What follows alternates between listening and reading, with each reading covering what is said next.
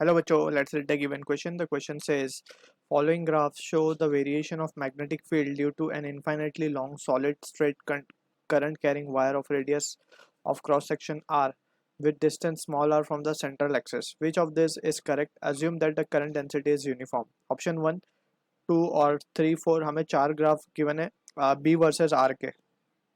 So यहाँ पे we need to understand about the key concept of Ampere circuital law. Basically, Ampere circuital law is valid for symmetrical case, right? And उसका जो expression हम लिख सकते हैं that is line integral of v bar dot dl bar is equals to mu naught I enclosed.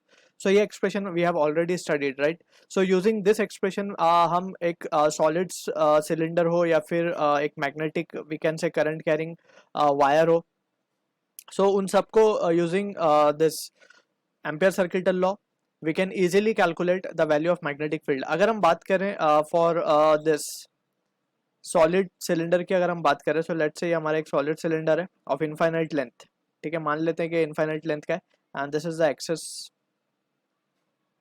ठीक, अब यहाँ पे if you wish to find at a distance r from the this cylinder we can say from the central axis, अगर हम are distance पे यानी कि outside the cylinder अगर हम पॉइंट पी के ऊपर मैग्नेटिक फील्ड लिखना चाहें so it is given by the expression B P and that is equals to mu not I upon 2 pi R, right. So this is the expression जो हमें मिलता है. एंड अगर हम डायरेक्शन निकाले so it will be invert by using right hand thumb rule हम निकाल सकते हैं. So finger thumb in the direction of current, अगर हम मान लें कि current is flowing in the upward direction and curling finger round it will give the direction of magnetic field. So यहाँ पे मैग्नेटिक फील्ड इनवर्ड आएगा. ठीक है, so this is the situation by using Ampere circuital law we are getting. अब यहाँ पे we can see कि हमने लगाया कैसे होगा. Just we have consider amperian loop over here. ये एम्पीरियन लूप हमने यहाँ पे कंसिडर कर लिया और यहाँ पे हमने just B bar dot D L bar लगाया, राइट.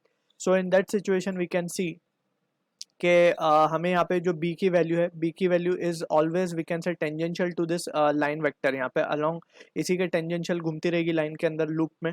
ठीक है, so in that scenario B D L will be cos zero, B D L cos zero आ जाएगा, cos zero will be 1. So B को हम इंटीग्रेशन के बाहर ले लेंगे. D L will be what 2 pi R. तो 2 पाई आर यहाँ आके डिवाइड हो जाएगा. So this is how we apply the value of this Ampere circuital law. किस तरीके हम अप्लाई करते हैं और करंट एनक्लोज लूप के अंदर आई है. So we have given this result. अब अगर हमें एक अंदर के पॉइंट पे निकालना हो सो अंदर के पॉइंट पे हमें कंसिडर करना पड़ेगा एक loop. And in that situation हमें ये तो हो गया आउटसाइड के लिए. We need to directly remember the result और किस तरीके से है we have also discuss that. So inside की अगर हम बात करें सो इनसाइड लिख देते हैं यहाँ पे. सो इनसाइड के लिए क्या होगा, mu not I into x, अगर हम एक्स रेडियस का लूप मान लें अंदर, so upon this will 2 pi are square. अगर हम मान रहे हैं कि इसका रेडियस कैपिटल आर है तब, right. So this will be the case. और अगेन हम देख सकते हैं कि इनवर्ड ही आएगी मैग्नेटिक फील्ड. ये है पॉइंट इनसाइड के लिए. अब यहाँ पे ये रिजल्ट के लिए हमें जस्ट ये ध्यान रखना होगा कि current enclose in that small loop हमें मिलेगा.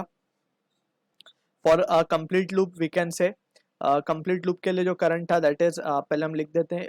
फॉर इनसाइड केस करंट हमें मिलेगा पूरे लूप के लिए जो करंट है वो है I upon pi are square into ये हो जाएगा पाई एक्स स्क्वायर, राइट. यहाँ से हम देख सकते हैं पाई पाई कैंसिल हो जाएगा तो ये आएगा I X square upon R square, right. So that is how we are getting this result. And 2 pi X से एक एक एक्स कैंसिल होगा और हमें फाइनली ये रिजल्ट मिलेगा. Just we are not deriving it completely, जस्ट एक हिंट के तौर पे we have discussed it over here कि रिजल्ट आए कैसे हैं. So just we need to keep the results in mind. अब ये रिजल्ट के बेसिस पे we can directly plot the graph. ठीक है, अगर हम बात करें आउटसाइड वाले पॉइंट के लिए और इसी के बेसिस पे आउटसाइड के पॉइंट पे अगर हम आर को रिप्लेस कर दें कैपिटल आर से, सो ये पॉइंट ऑन द सिलेंडर आ जाएगा, राइट. सो पहले हम बात करते हैं आउटसाइड की. सो आउटसाइड के लिए हम देख सकते हैं आउटसाइड के लिए B is inversely proportional to R, right. So हम अगर इसका ग्राफ यहाँ पे कहीं प्लॉट करते हैं, लेट्स से मान लेते हैं ये हमारा बी वर्सेस आर का ग्राफ है. ठीक है, अब ये पॉइंट पे वी कैन सी कि ये इनवर्स रिलेशन है.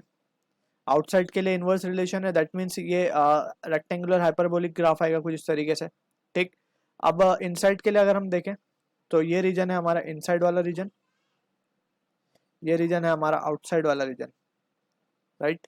सो यहाँ पे इसको हम ऊपर की तरफ लिख देते हैं. आउटसाइड में B is inversely proportional to R and inside में हम देख सकते हैं कि B is directly proportional to R. X basically यहाँ पे हम देख सकते हैं it is directly proportional to X, so ये आएगा B is directly proportional to, यहाँ पे हमने इसे एक्स माना था जब भी हम इसे एक्स लिख रहे हैं, या फिर basically it can be written as directly, अगर हम इसे आर लेते तो ये स्मॉल आर हो जाता, राइट। और एट द बीच में यहाँ पे ये वैल्यू मैक्सिमम हो जाएगी, कहाँ पे मैक्सिमम होगी, at r equals to capital r, right. So this is how we can, यहाँ पे हम ब्रैकेट में से आर भी लिख देते हैं।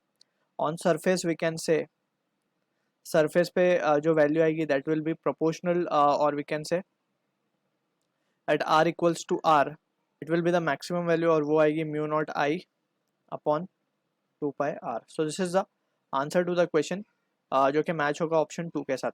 आई hope you understood the solution. All the best.